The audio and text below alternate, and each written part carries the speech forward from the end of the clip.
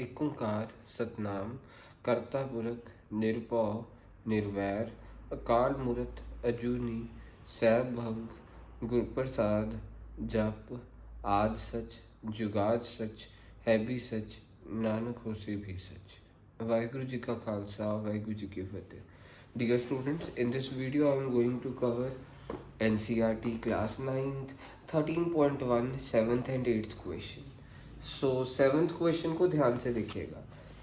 Shanti sweet stall was placing an order for making cardboard boxes for packing their sweets. The two boxes were required. The bigger of dimensions dash dash dash means question पढ़ लेना, बहुत सौखा है, मैं आपको देसी भाषा में क्वेश्चन समझाने लगा। सो क्वेश्चन क्या है, एक मिठाई वाली दुकान है, उसने दो मिठाई के डिब्बे बनाने, दो तरह की मिठाई के डिब्बे बनाने। सो पहला मिठाई का डिब्बा,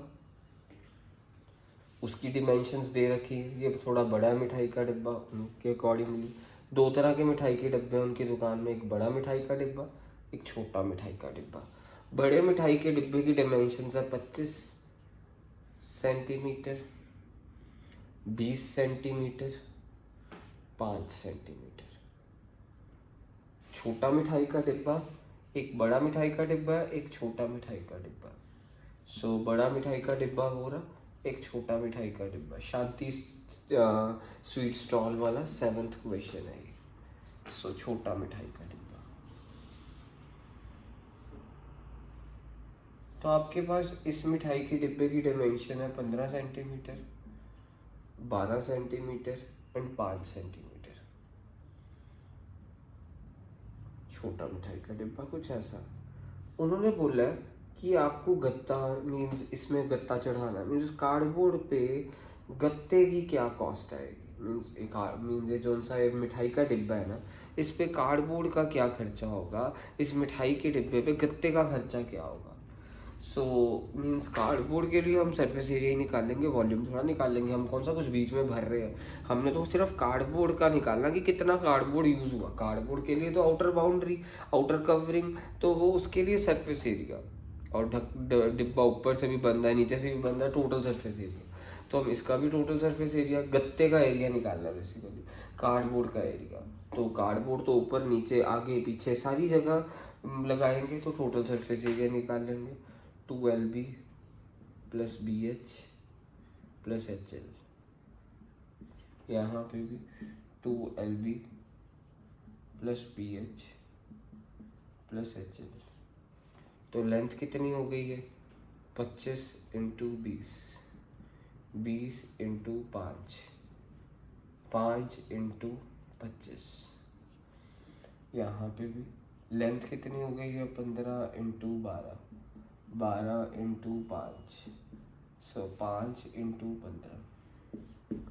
तो ये गत्ता तो लगना, उसके अलावा साइडों पे ना, कॉर्नर्स पे वो ओवरलैप होता है गत्ता, आपको पता ही है ना गत्ता ओवरलैप होता है। कैसे ओवरलैपिंग हो रही है, जैसे मैं आपको एक यहाँ पे दिखाता हूँ।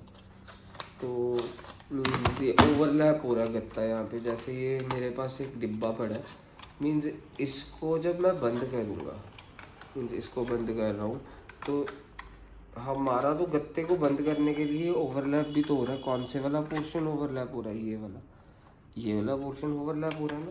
मीन्स वो कह रहे हैं कि डिब्बा बनाते हुए ओवरलैपिंग में 5% का फालतू गत्ता चाहिए। तो पहले इसका टोटल सरफेस एरिया निकालते हैं।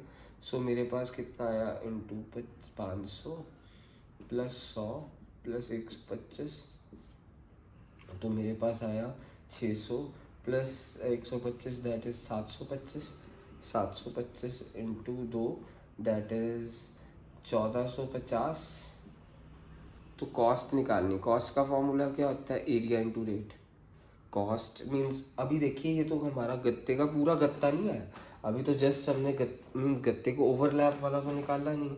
तो ओवरलैप में कितना फालतू गत्ता लग रहा है 5%। 5% किसका, 1450 का। सो 1450 का 5% फालतू लग रहा। सो 5 5 25, 2 ऊपर, 5 4 22 ऊपर, 72.5 दा गत्ता फालतू लग रहा है। सो टोटल गत्ता इज इक्वल टू, अब मैं यहाँ पे लिखूँगा total cardboard is equal to.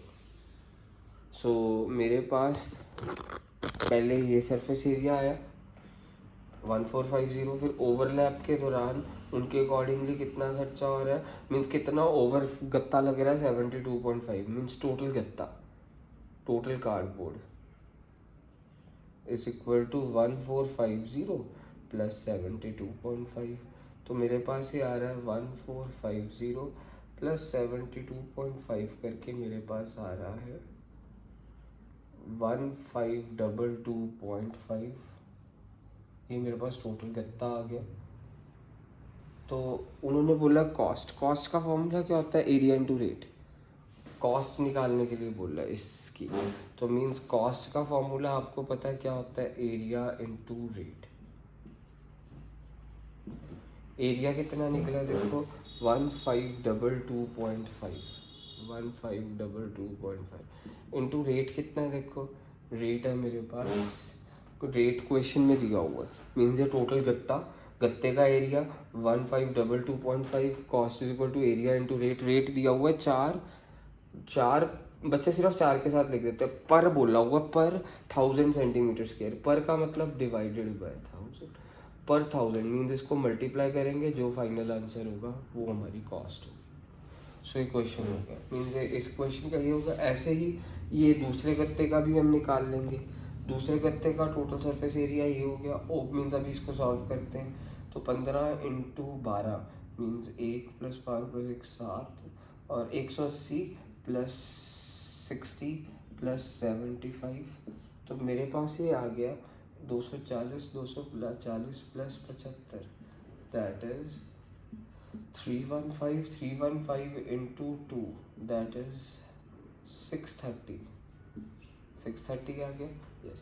तो अब ओवरलैप पे कितना खर्चा हो रहा है, ओवरलैप पे 5% एक्स्ट्रा गत्ता लग रहा है, सो 6% ऑफ 530, तो मेरे पास आया 5 3 15 130 प्लस 131 315/10 31.5। ओवरलैप के ऊपर कितना फालतू गत्ता लगा, ओवरलैप के ऊपर फालतू का गत्ता इतना लगा 31.5।